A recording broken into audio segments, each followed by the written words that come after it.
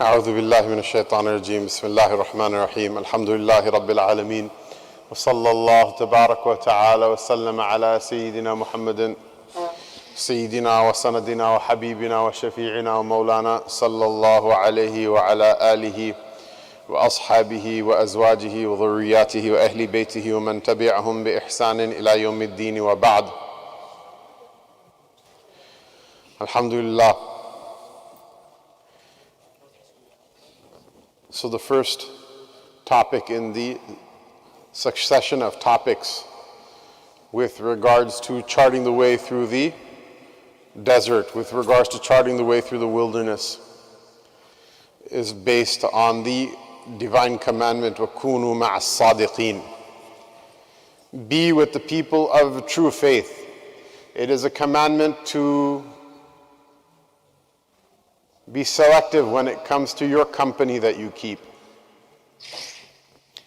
A human being, insan, one of the linguistical theories of the ishtiqaq, the etymological derivation of this word, is that it's from uns, the one who feels some sort of intimacy or some sort of connection with others of its kind.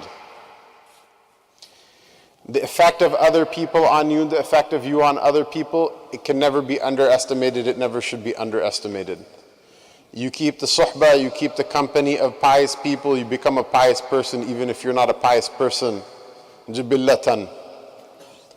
And if you keep the company of the profligates, you adopt profligacy even if that's not your essential nature.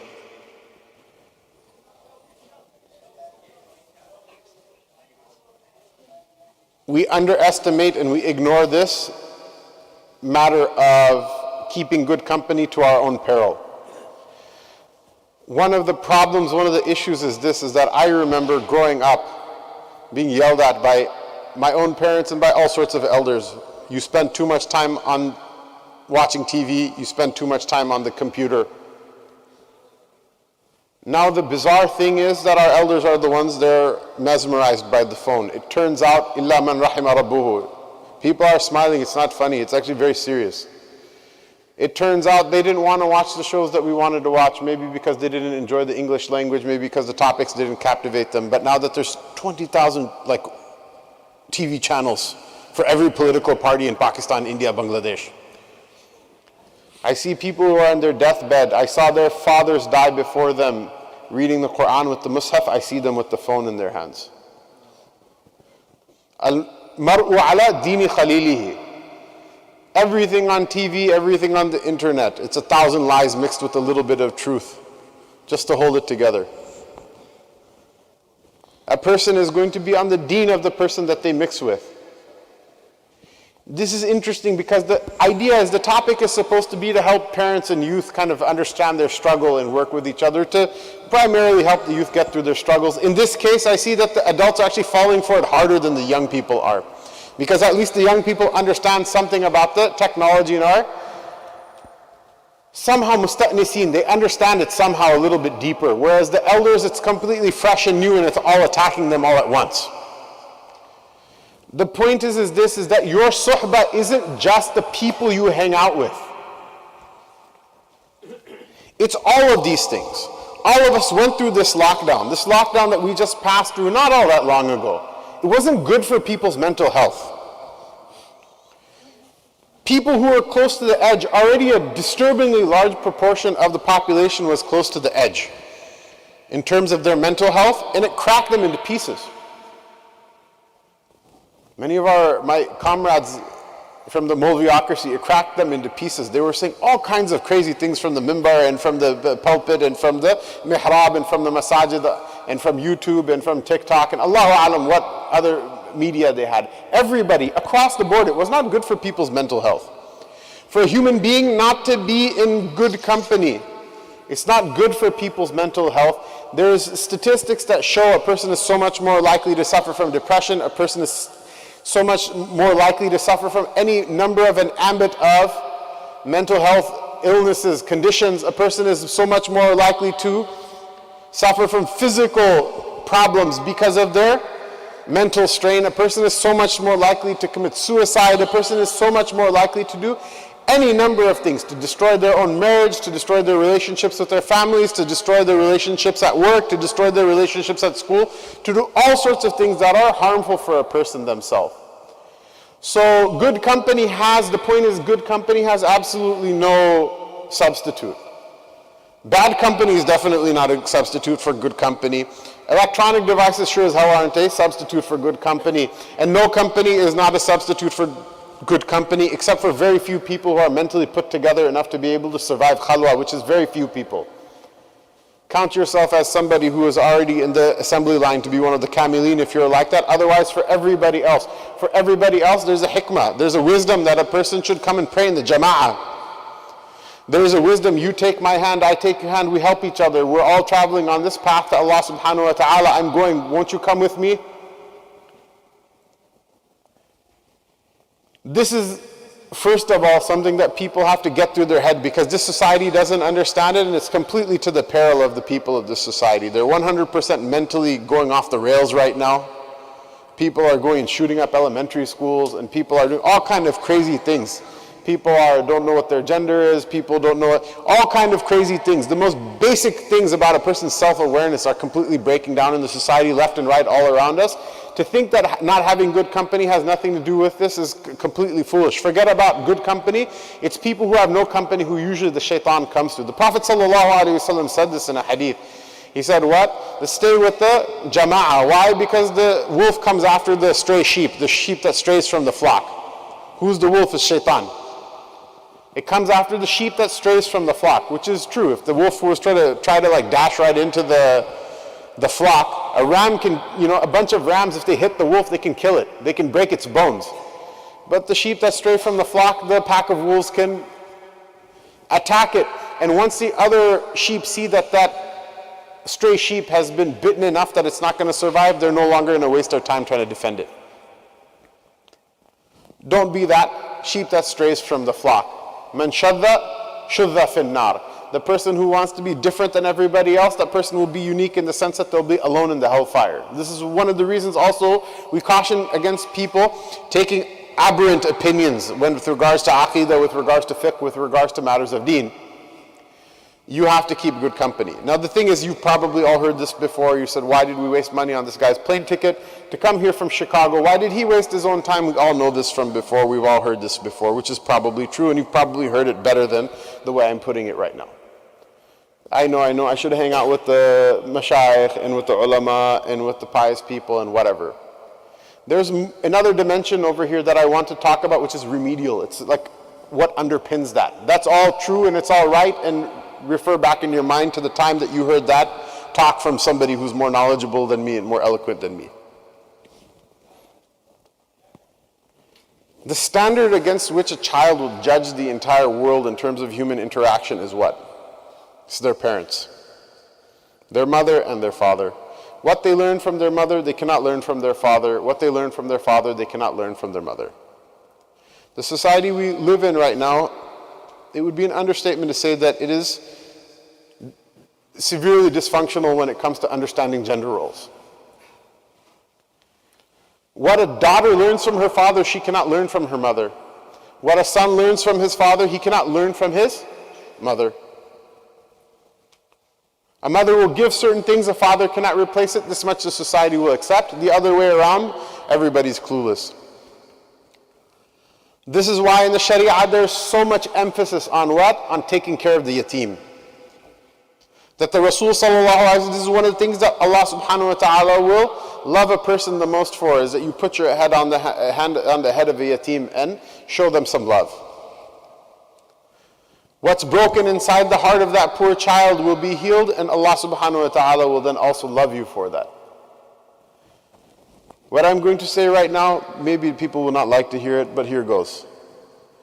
We have in our own community, we have many children, boys and girls, who are functionally and psychiatrically, they're orphans, despite their fathers being alive.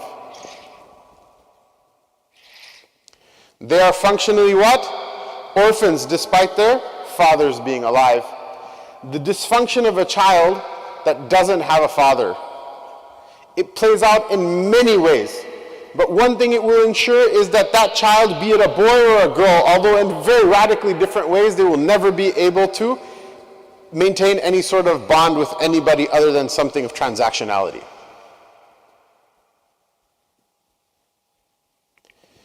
You need to spend time with your children.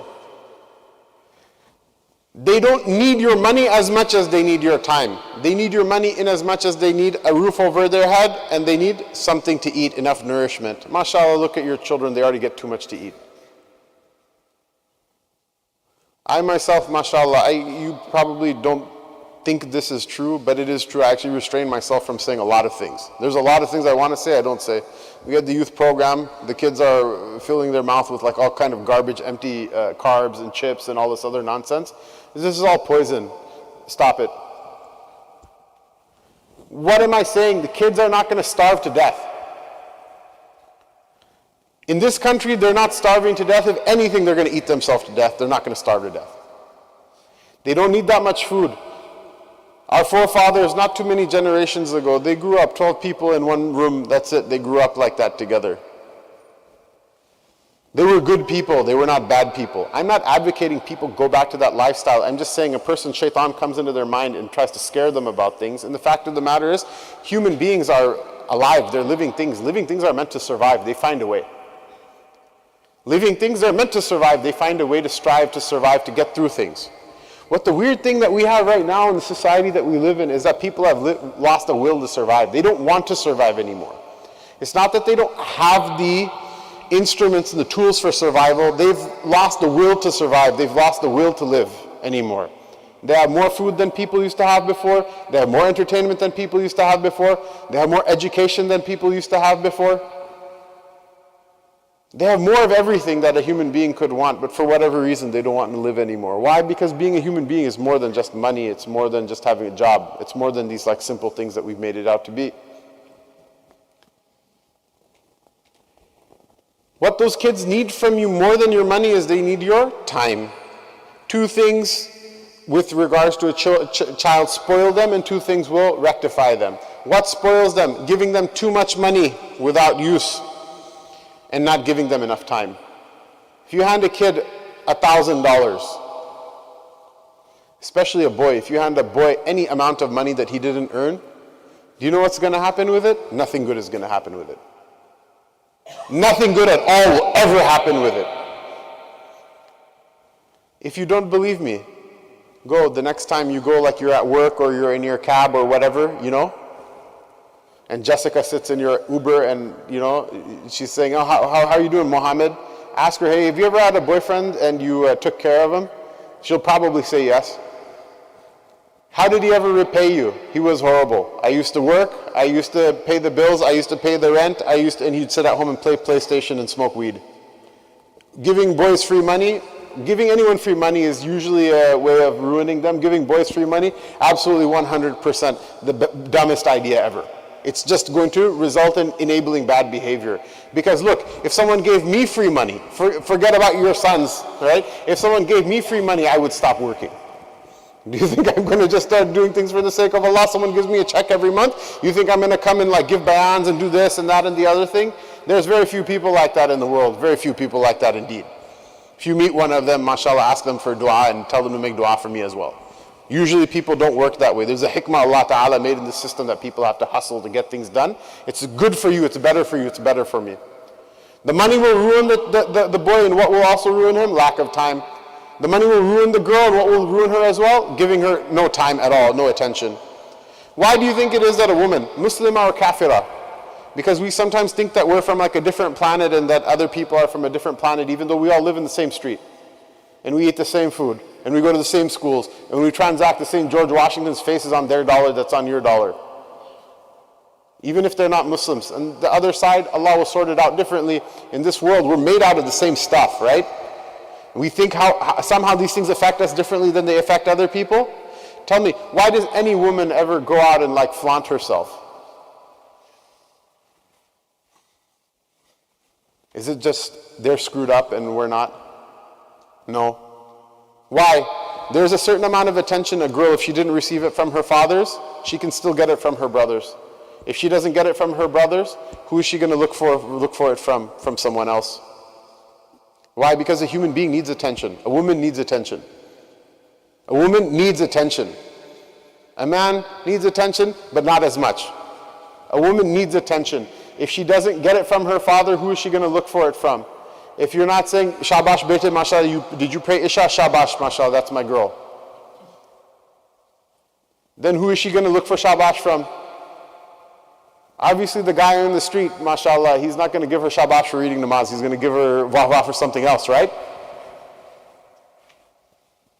There is no kafira, I promise you, there's no kafira that's out there, makeup, lipstick, short skirt, everything, and she wants to be like that. Except for she herself knows that it's humiliating, and every time everyone touches her with his eyes when she walks by, she feels cheap about it.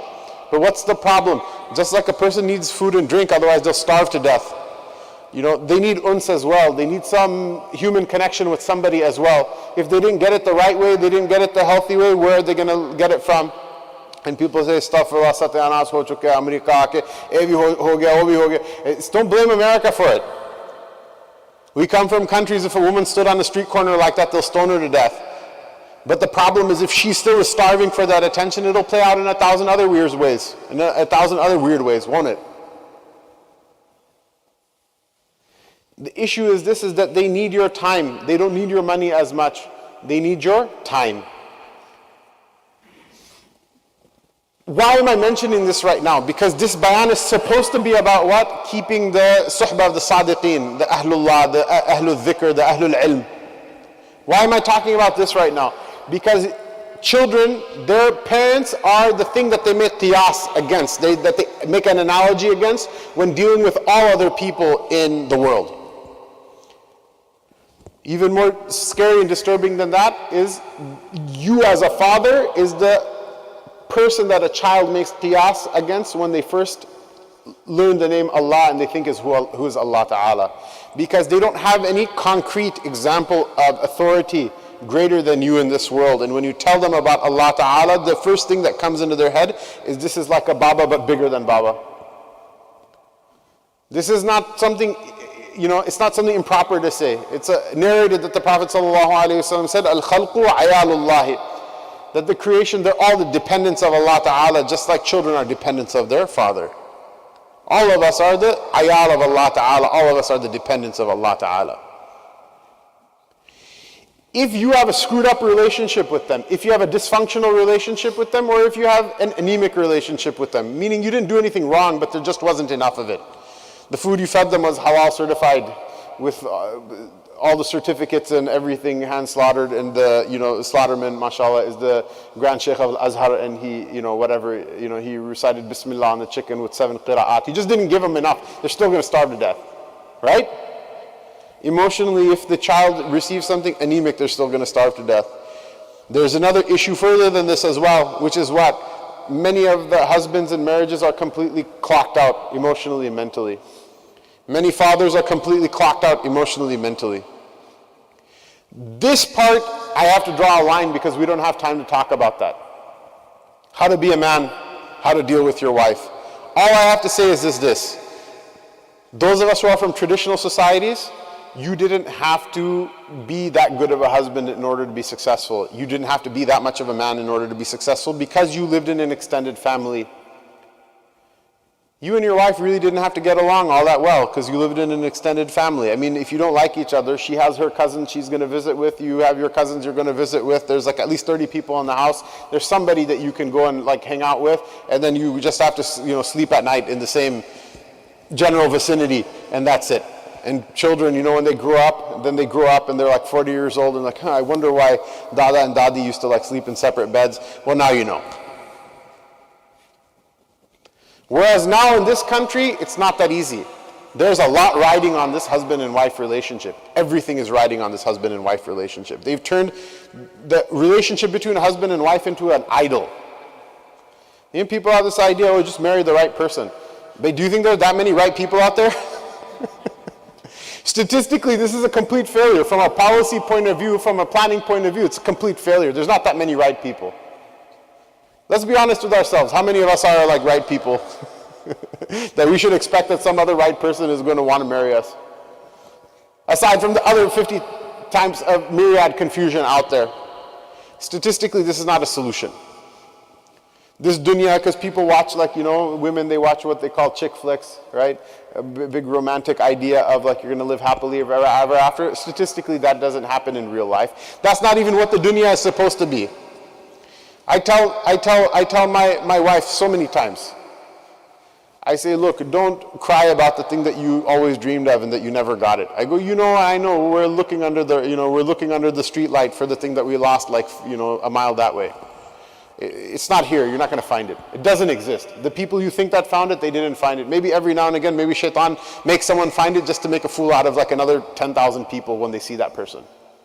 It doesn't work that way. There's a place where that's going to happen. That's the promised land. You have to get there first. Here I tell her, what is it? We were both on a ship together. Lightning struck the ship and it broke into 100 pieces. You and me happened to be floating on the same plank of the ship, and we're on an island, and it's going to be another 40 years till we get saved. So you should keep me company and I'll keep you company. You try not to annoy me, I'll try not to annoy you. Inshallah, we'll get along. It will be nice, right? The problem is what? People are completely checked out. They're clocked out of their relationships with their wives. They don't have this idea of what a man is supposed to be in the marriage. I don't know what to say about that. This is something that needs to be talked about. This is something that needs to be dealt with. We don't have time to go into it in depth. But if you don't have your own dignity in the household, if you're getting yelled at and screamed at in the household, if you're being disrespected in the household, what is it going to set up as a mithal, as an example for the children when they see that happening? It's not good for your wife. She doesn't like doing it, even though sometimes it seems like she does. It doesn't make her happy. She might do it out of her own choice, but it's not going to make her happy. You have to yourself man up, but the problem with being a man is what? You have to show the akhlaq of karama. You have to always give everybody their haqq in full, and you have to let some of your haqq go. You have to show that you're a bigger person. You have to sometimes stay quiet, keep your mouth closed, and not say anything back every single time, so that when you do open your mouth and say something, you make sure it's only for the most important of things. This is an issue until we fix this issue, because what the problem is, we read about things like storybook fairy tales, right? So-and-so wali flew in the air, and so-and-so wali could read people's minds, and so-and-so wali could, and all these things existed. Wallahi, I believe all of these things happened.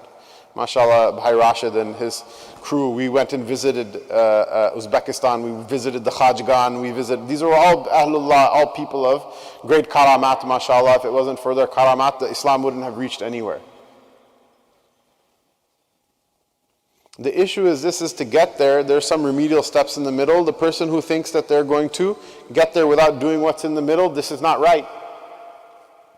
This is also one of the saying, I forget which of the Khajgan, one of the later ones, I think it was Baba Samasi rahimahullah ta'ala. He said that your desire to go to Jannah without doing good deeds itself is it's a bad deed, worse than the other bad deeds that you think are bad deeds that you're doing. Your desire to go to Jannah without doing any good deeds, the thought that you have that I should go to Jannah without doing anything for it, itself is a worse deed than what? Than the bad deeds that you do that you think are bad deeds. What does that mean? It's the same thing even when it comes to this topic. The idea that a person is going to think that they're going to be able to benefit from anybody if they're not able to fix the things that they can fix in their own home. And the point of this, I know some people have some very dysfunctional and broken households at home, and there's really some of them, not everybody, but some of them it's beyond what you can do, or the best you can do is just like mitigate the failure or make it fail at a slower rate. So if it's something beyond your means, that then I'm not trying to browbeat you, but many of us, there's a lot that we can do in our own homes. If you think that you're going to gain benefit yourself from some great wali of Allah Ta'ala, or some great alim, or some great sheikh, or some great dhakir, or some person of good akhlaq, but the home is broken, this is something very simple. You can take this summary home with you from this talk, that Islam, if it doesn't work in the home for children, it doesn't work. If it doesn't work in the home, it doesn't work. If the kids don't see you wake up for Fajr, they're not going to wake up. If they do see you wake up for Fajr, they still might not wake up. But if they don't see you wake up for Fajr, there is no way, illa masha'Allah, except for some very exceptional type circumstance, it's not going to work. But there's more to the deen than just waking up for Fajr. You understand what I'm saying? There's more to the deen than just being able to recite surahs. There's more to the deen than being able to make a lot of dhikr. There's more to the deen than these things. I'm not saying this to belittle these things. These are great things. Obviously, at the end of the day, I chose myself to devote my life to these things. I could do a better job. But they fascinated me so much, I myself chose to cast my lot in with them. But as an amanat, I have to say there's more to the deen than any of these things. If you want to be a functional Muslim, you first have to be a functional human being. This suhbah that you have, instead of looking for it from somewhere else in order to rectify your children, you have to give them what you have first. Once they're able to take from you, then when they see somebody else, they're able to take and they're able to benefit. Otherwise, don't you see Abu Lahab? He was the brother of the Prophet ﷺ's father, 100% benefit proof. Abu Jahl, these people are all the closest relatives of the Prophet ﷺ. The same degree of qaraba, Utbah and Utaybah, his sons have the same degree of qaraba. Abdullah bin Abbas and Ali ibn Abi Talib radiyallahu ta'ala anhuma have. But some of them are able to take benefit because they had good fathers. Abu Talib didn't even die on Iman, but he was a good father. He was a good man. Whereas Abu Lahab was a nasty person. His wife Jamil was a nasty person. They weren't able to take benefit in the life of the Prophet sallallahu alaihi wasallam.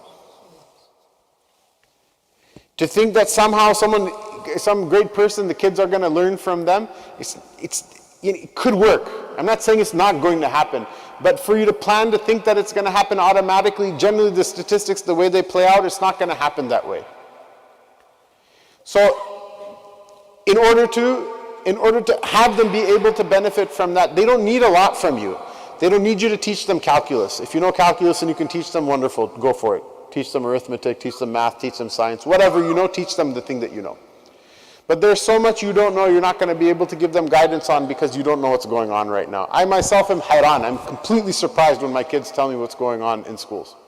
One time I heard my one daughter is in 9th grade, so she's a high schooler but a freshman. One daughter is in middle school. I heard the two of them making a wisecrack about pronouns. I'm like, they have this in your school now? She's like, yeah. I said, I'm really sorry, I apologize. When you guys were born, I had no idea that America is going to go this far, this fast. I had no idea you guys are going to deal with this stuff before you get to college. I thought it might happen one day that elementary schoolers have to deal with this, but I didn't know it was going to happen so fast. But you're not going to be able to guide them on everything, and nor am I asking you to guide them on everything. What I'm saying is what? The thing that you have, give it to them. The time that you have, give it to them. The smile that you have, give it to them. The reassurance, give it to them. Even sometimes yelling at the children, especially kids who are completely starved for attention. Sometimes even yelling at them shows them you care enough to yell at them. Not that I'm advocating it, but every now and again, this is what a father is. The father is the one who walks into the room and says, what in the world is going on? This is not going to happen. The great thing about your children is what? They're your children. You're their parents. Your psychological place in their head, they can never get away from it. They can never in a million years can they run away from it. They can say, oh, Abu, you're unreasonable, you're this, I'm never going to listen to you, I'm going to run away from home. They may actually run away from home, but till the day they die, they're always going to remember you. You told them to pray 5 times a day, they saw that you meant it.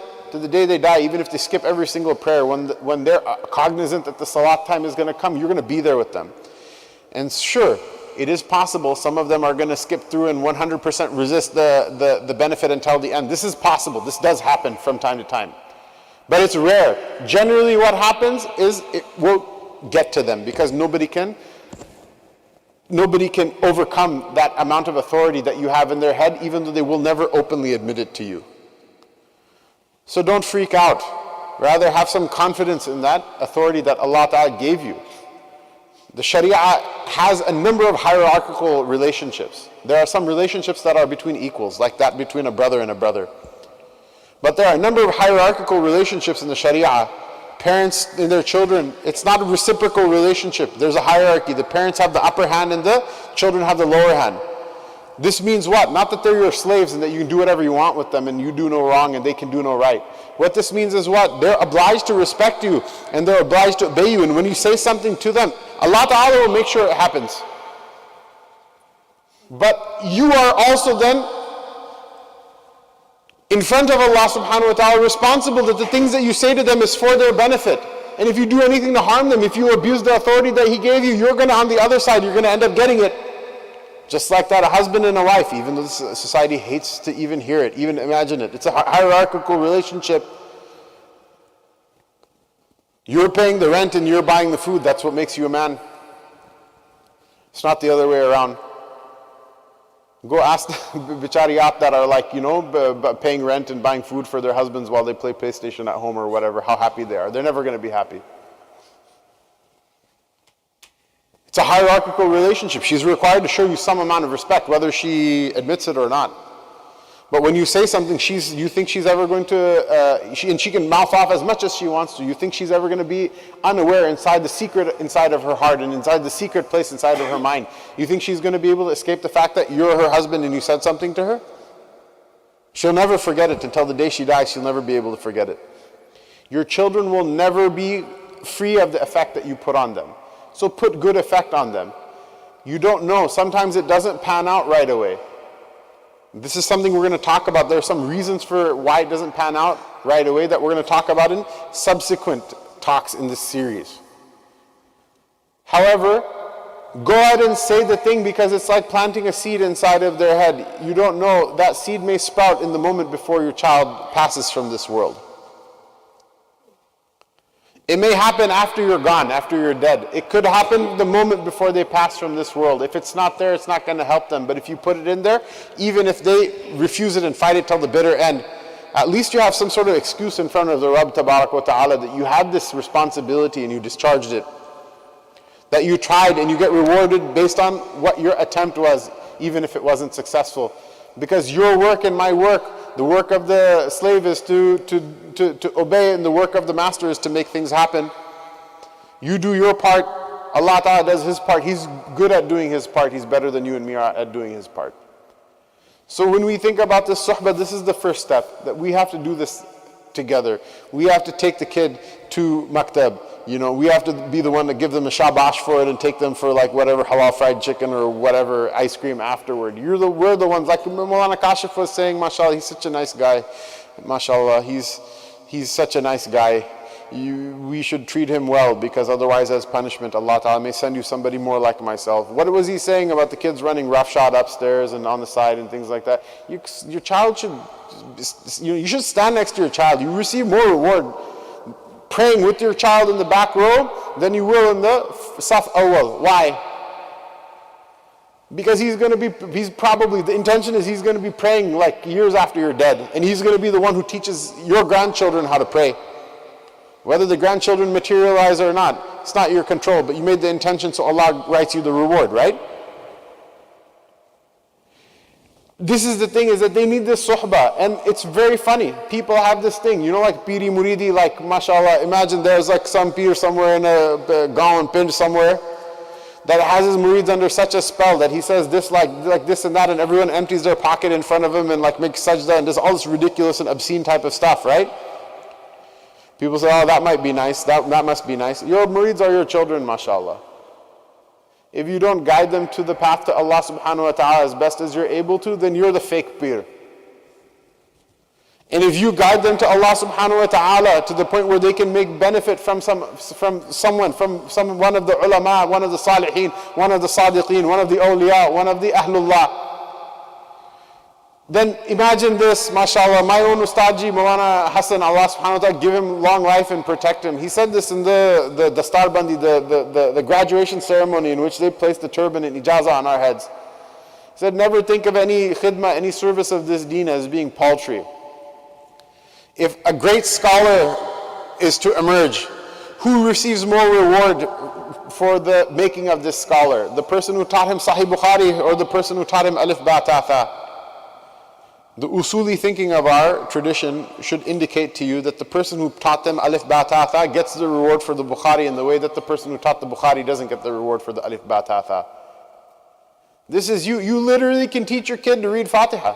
You can literally teach your kid Qul huwa Allahu ahad. Even if he skips half of his prayers, do you know how much reward that is? Don't pass this thing by. You're their first shaykh, you're their peer, don't be the fake peer. Be the murshid that guides them to the tariq to Allah subhanahu wa ta'ala. Even if you then, all it means is that you take his hand as far as you can go and say, I cannot take you any further, now go find someone else who can teach you. Whoever else teaches them. All of it is in your book of deeds, all of it is in your book of rewards. They're then going to be able to benefit. And if you can't do that, then the person who, the 0 step they can't do properly, then step 1 through X, it's never going to pan out. Allah subhanahu wa ta'ala give us tawfiq. Allah ta'ala keep our children in His protections. It's scary because there's so many overwhelming things. A person is maqhur, a person is like overwhelmed by this entire society. How can a person think, how can one person fight the entire society? The thing is, Allah ta'ala gives madad with this deen. Allah gives madad with this salat. Allah ta'ala gives madad to the parents in their du'as for their children that affect in ways that a normal dua doesn't affect. Allah Ta'ala gives madad in this La ilaha illallah. Allah Ta'ala gives madad in this divine name in Allah, Allah. Use it, teach it to them in order for them to be able to take that madad. Inshallah, you'll see, inshallah, all of this crazy XYZ elemental P in the world, it's not going to affect them, inshallah, if Allah subhanahu wa ta'ala is their madad, if they learn how to get the madad from Allah Ta'ala. But you have to take that first step. Allah subhanahu wa ta'ala give us all tawfiq. Wa sallallahu tabarak wa ta'ala wa sallam ala Sayyidina Muhammad wa ala alihi wa sahbihi ajma'in.